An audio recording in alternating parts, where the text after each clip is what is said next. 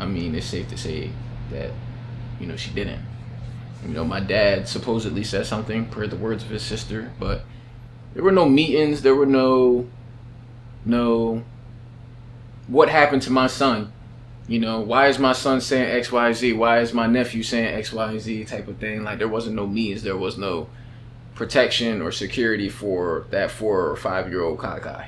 There was no trying to get to the bottom of it. It was more just, again, deflection. Oh, well, this happened. Well, where was I? What you call it was there? Ask them. I don't remember that. I was like, okay, so I see what's going on, and that's fine. I never had to, I've always stood up for myself. I've always had to defend myself. It just would have been, it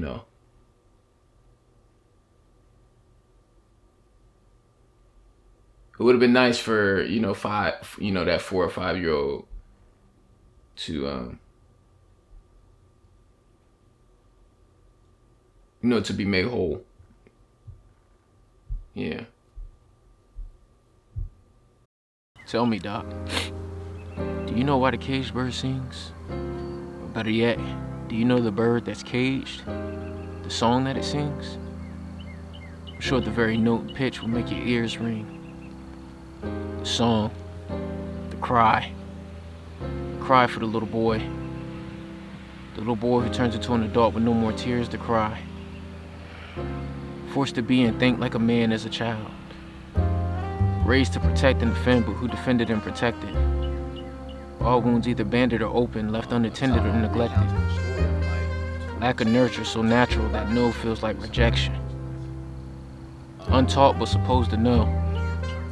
No water but supposed to grow. The boy was the exception. Bray boy, Moss, neither cried for the boy. Little to no guidance, of course, a lost cause and left to fill a void. From a place where they don't honor self-restraint, see him in cuffs and chains live up to either family name. A mother, the first woman to break his heart. She had no mother, so he bore the curse of another. Her father, a good man, just didn't have it all together. Lost him to colon cancer 13 years ago. No concept of boundaries due to her lines being crossed. The son remembered from the womb or first-hand account the trauma, the amount. A father, his dad can't cross a line. Didn't play sports, but he got numbers, a lot of playing time. Father, whose finest memories with his sons is on a prison phone or picking up Pizza Hut with him on the way back home. Knows more about his dad from other people than his own. He's loyal to a fault. No parents, just didn't care for what was right. Taught him everything that was wrong. Now he's doing a sentence alone. Constant lockdowns, karma to atone. The boy longed for them. Dealing with the grief of losing both parents long before they hit the ground.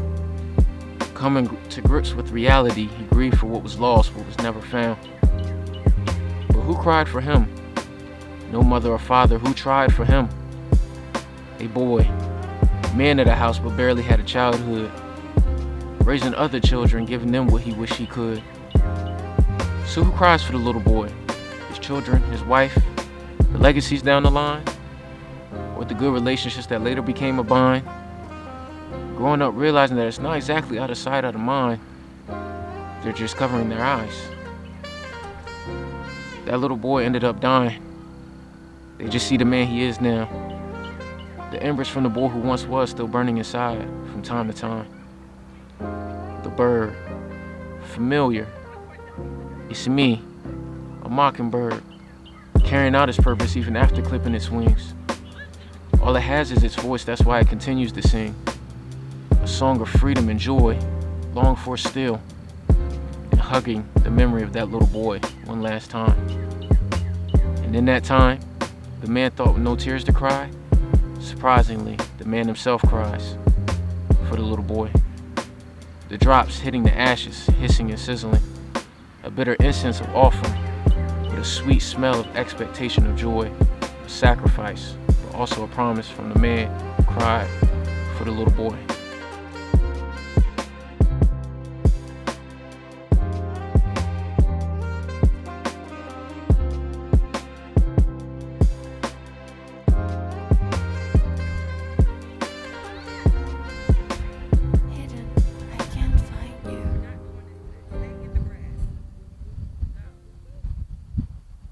today my birthday. Happy birthday, or a solar return. How do you feel? 27 years, May 4th, 99, baby. Yes. 27.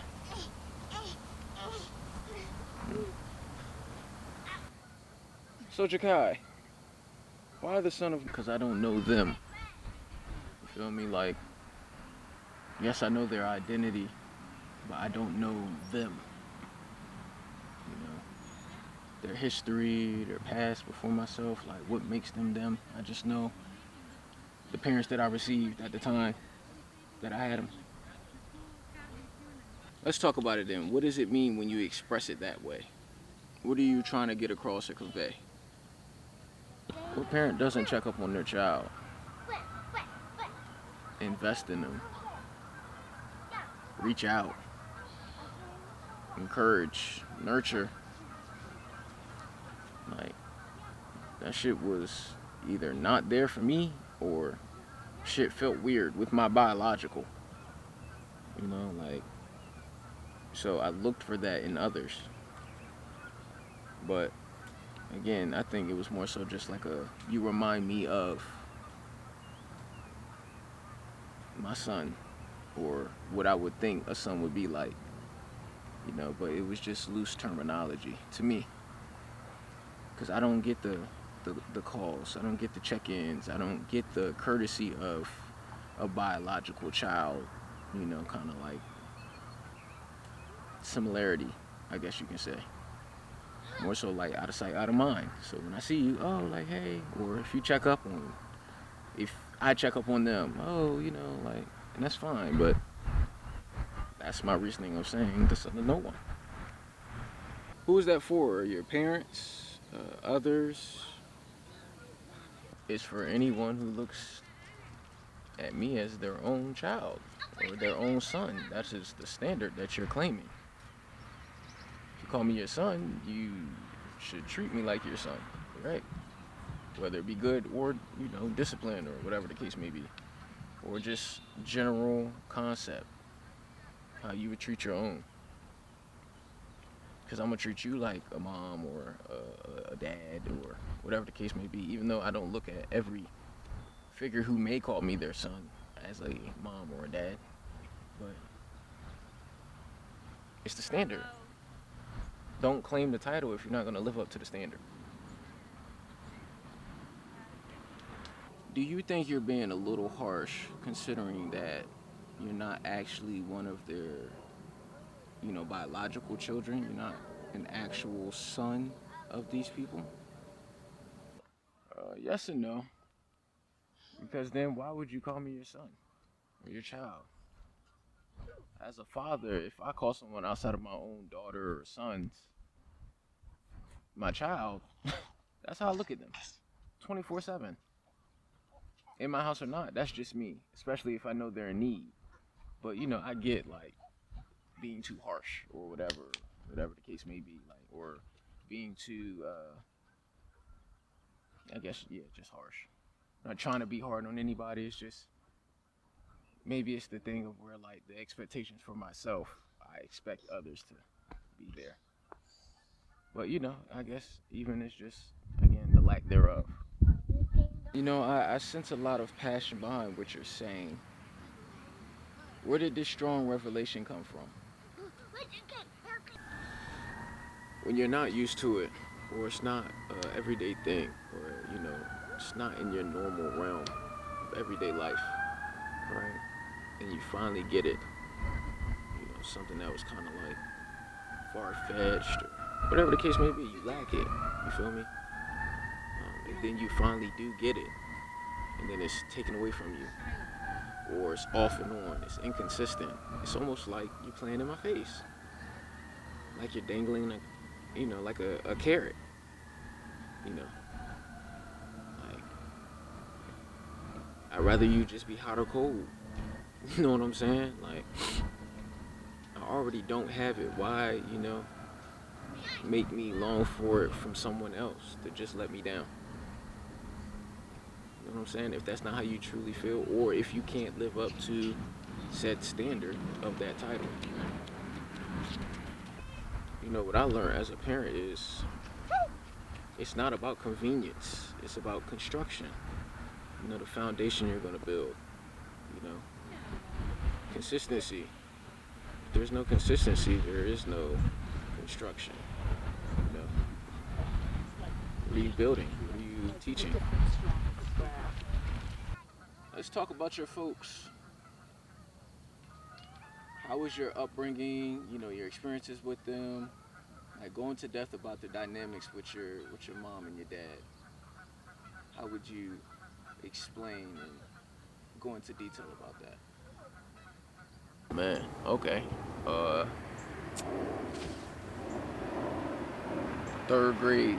Fourth grade, East Salisbury. It's lunch. Go to lunch. I'm either getting my tray already got my tray, about to sit down, about to eat my food, or I'm putting my food in the trash. But either way, I'm walking up past this newspaper stand. I walk past this newspaper stand and I see front page is a dark-skinned male, locks. And I look again, I'm like, wait, that's my dad, like on the front page of the news. So I asked like the teacher, whatever, like, hey, can I like read the newspaper? Like, it's my dad in it, you know. I sit down, I'm reading the charges he got, what they're trying to convict him for, all of those things. And I'm just like my day is chalked, like cooked, like, you know.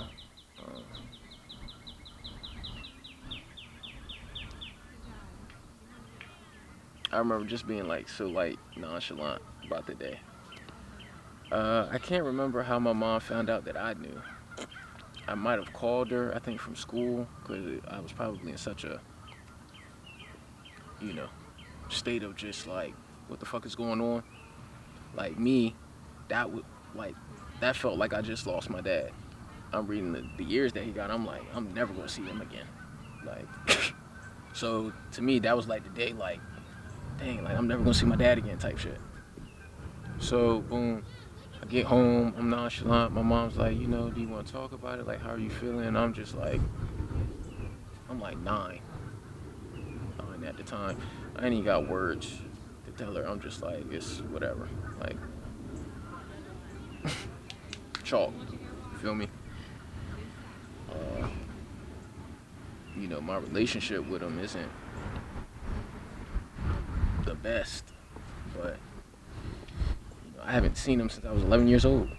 You know, in person, like, you know, face to face. You know, can shake your hand or give you a hug, whatever.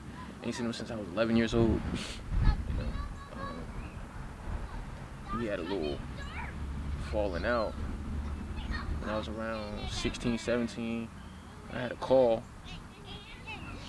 or he had called his brother. I was outside playing basketball. He just happened to be there, gave me the phone to talk to him.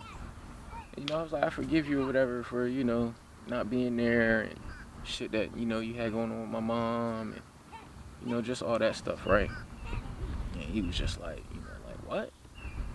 And, you know, I reiterated what I said. And basically, he was just like, along the lines of like, I'm not trying to hear that shit. You feel me? Which I can understand. But ended up not talking to him again until. Okay, baby, good job. Okay, go to mommy. I'm sorry. Ended up not talking to him again until my big brother's funeral. You know. So that was like 5, going on 6 years. I hadn't talked to him.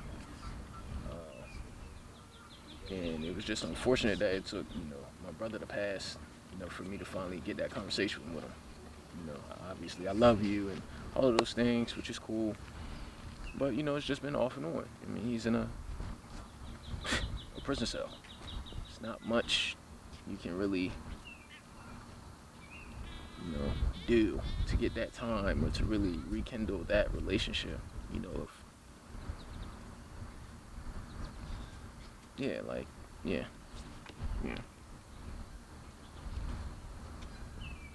But you know, I understand. I understand him. Cause I see his folks. I understand he was kind of like groomed for, you know, the situation that he's kind of in now. Like he ain't really have a chance. You know what I'm saying? But you know, that relationship with him is just kind of like, or that dynamic is just, you know, I feel strongly for him though.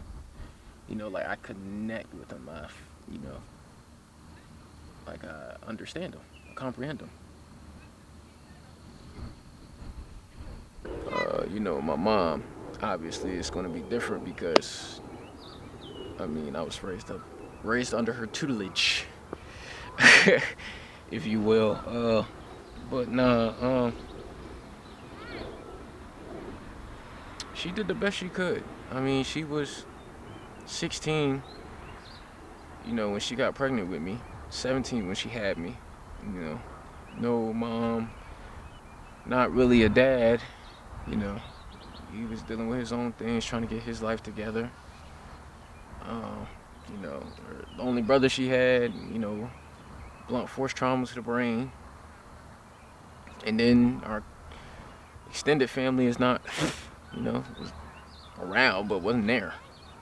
You know, so she had to survive on her own and then still, you know, try to figure it out with me. And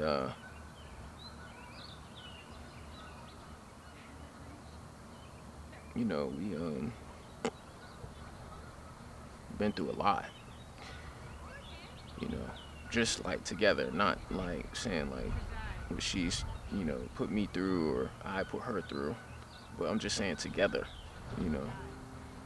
Our saying was against all odds, you know, because when it seems like the whole world is stacked up against you, you know, we always made it work. We always figured it out. You know,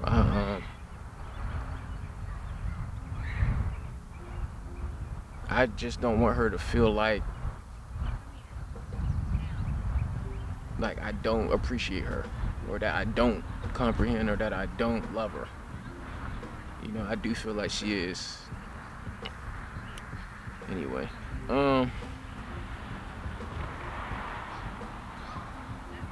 my younger years, you know, like I was like my mom's diary or journal. Like I was her little teddy bear. You know what I'm saying? She crying, she's, you know, hurting. I'm, you know, mommy, what's wrong? You know, I'm giving her a hug, wiping her tears. Don't even know what she's crying for. I don't necessarily know if I've ever seen her be assaulted. I don't have like legitimate like, oh, I seen my mom, you know, abused or assaulted. I just remember the picking up afterwards. You know, I just remember the story after. You know, can't necessarily say like I seen it, the act happen. I just know of the cries that came after, or the hurt that was brought about after. You know,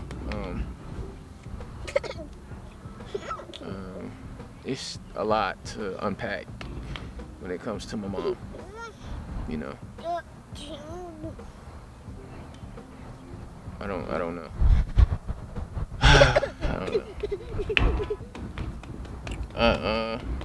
Whatever with my dad, you know, womanizer, abuser, whatever. You know. And then, you know, even while she was pregnant with me, you know, and then whatever they had going on after, you feel me? And then her running with people after I was born. But all in this time, that's too much, bro.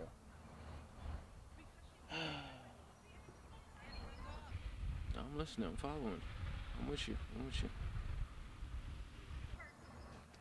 My mom just, you know, my mom with me, I think her traumas from when she was younger, you know, being, you know, per her words, molested, raped, you know, assaulted, you know, and, you know, may have witnessed a few of these things.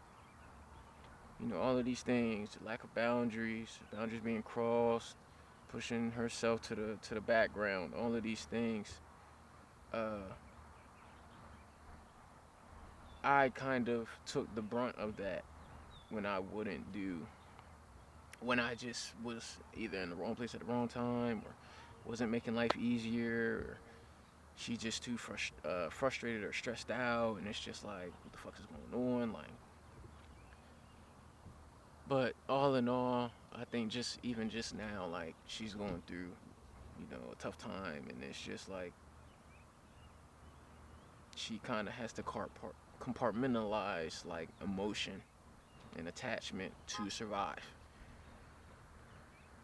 But I mean, all my life, me and my mom weren't like huggy, touchy-feely, kisses on the head, forehead, whatever. Like, I looked for that from others, from so-called village. And then you get older and you realize, these people have their shit too, and it may not be right. Some you can chop it up with, some you can't. Some I don't want to, But yeah, my mom, I mean, that was my dog, and just to see it like come to this, like where she can't even reach out, or she won't reach out, we can't communicate, we can't talk. She not really comprehending where I'm coming from, but I comprehend where she's coming from. I'm just trying to kind of like bridging the gap,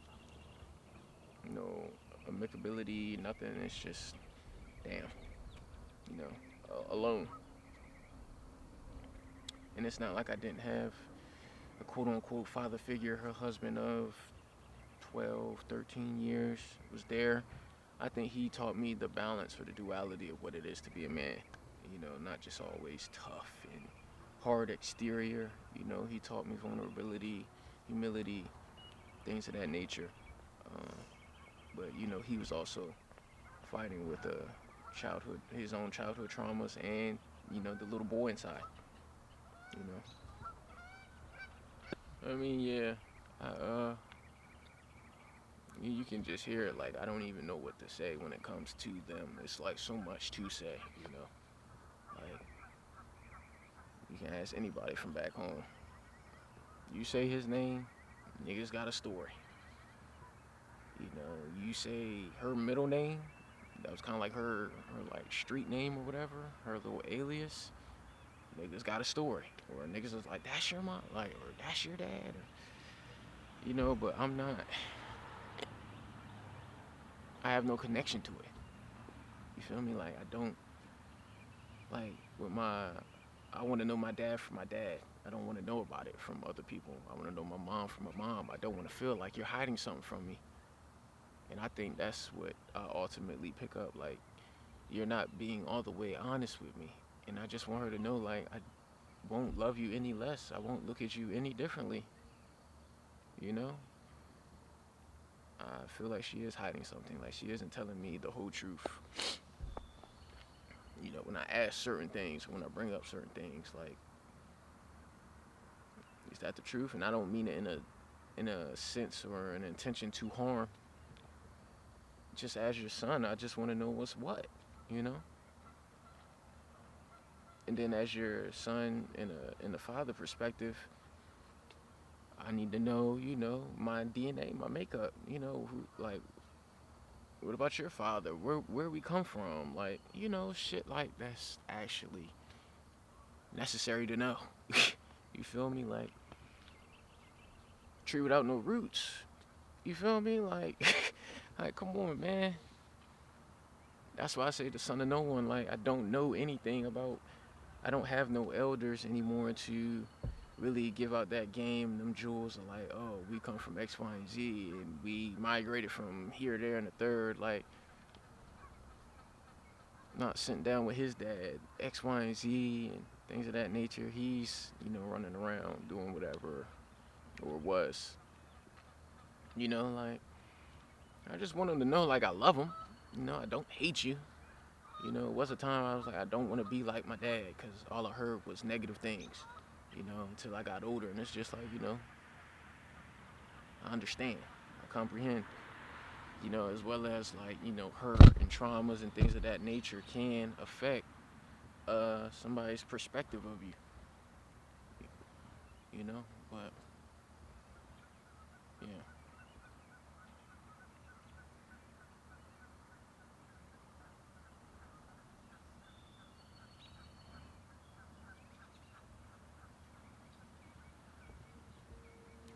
I just, you know, I just want to be not all right, but you know, I just feel like I'm just starting off from, you know, now I'm starting off at zero, you know, with my own.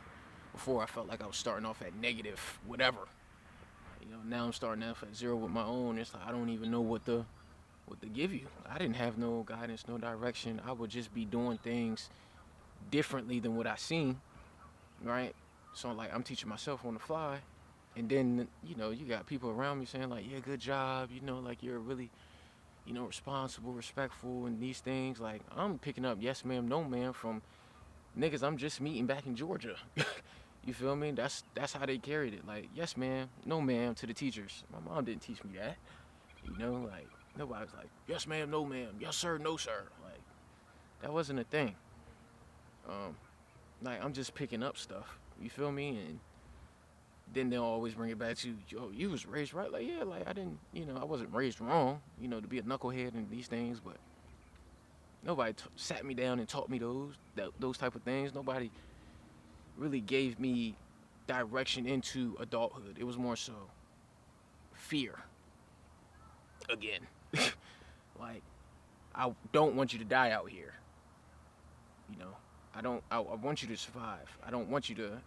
It's just I want you to survive. There was no talks about how to thrive. It was really just survival. It wasn't how to thrive in society because they didn't know how to, you know, thrive in society. I want you to tap into that emotion right there and just go more into depth about. If it's too much to unpack, then don't. But go into depth about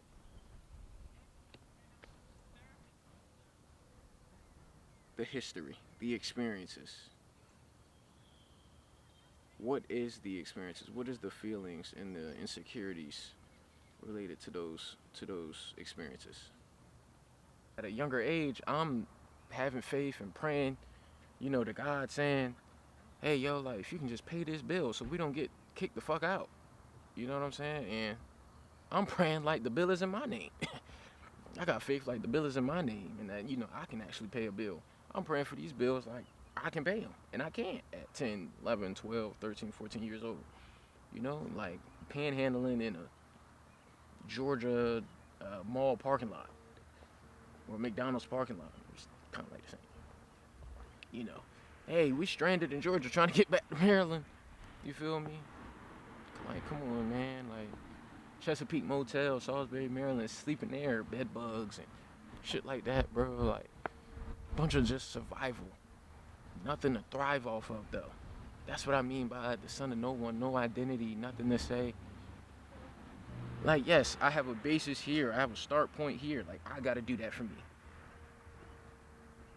You know, like, I got to be my own foundation and my own root. You know, all the things that I went through early on was just a way for me to say, like, to build a foundation for those little ones.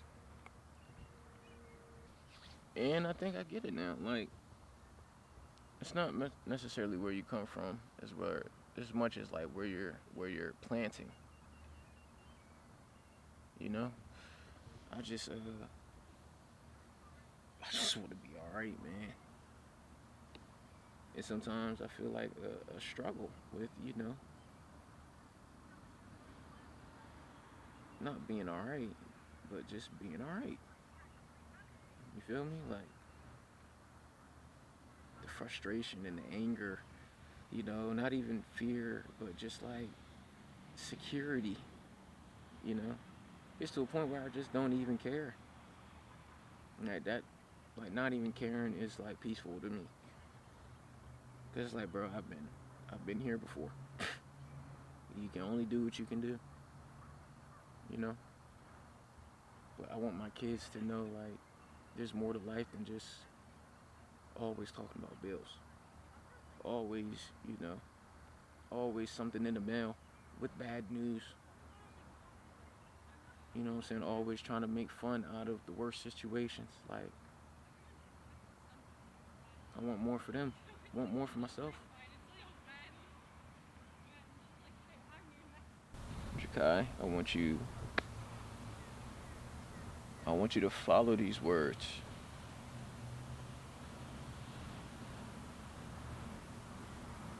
Okay? Say, I am who you are. Whatever words or description words that you can think of to describe who you are, as well as what you feel. After you do that, we're going to end this session, and we're going to end this process of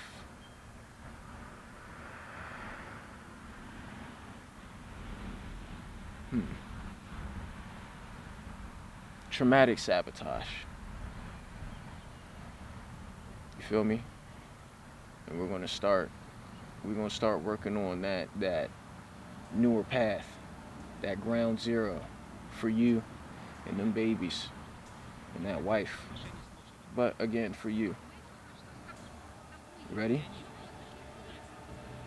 I am, I feel, I am, I feel, I feel, whatever. However you want to do it. I am royalty. I am enough. I am recompense. I feel responsible. I feel anger. I feel rage.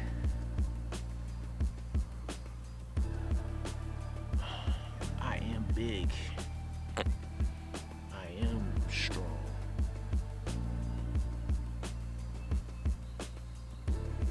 I am enough. I might have said that already, but it just popped up again.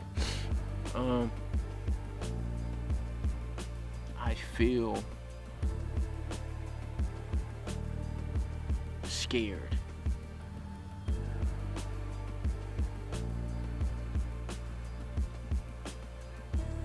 I feel encouraged. I feel heavy. I am retribution.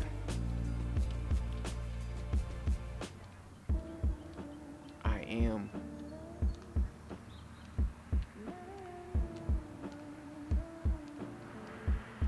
wrath.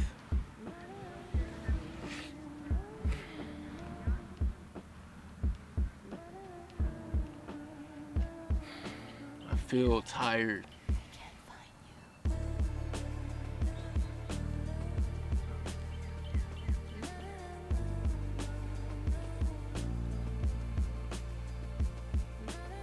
I am loyal.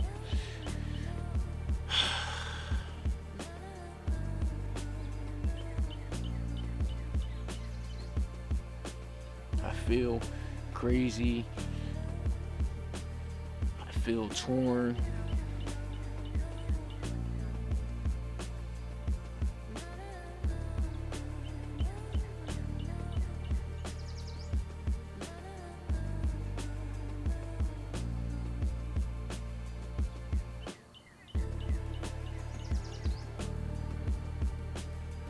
Who are you, though? I am the one. I am the trailblazer. I am the reset. I am the definition.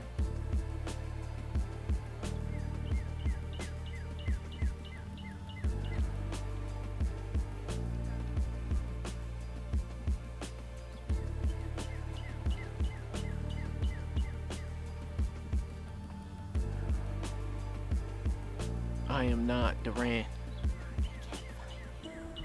I am not Elise. I am Jakai. I am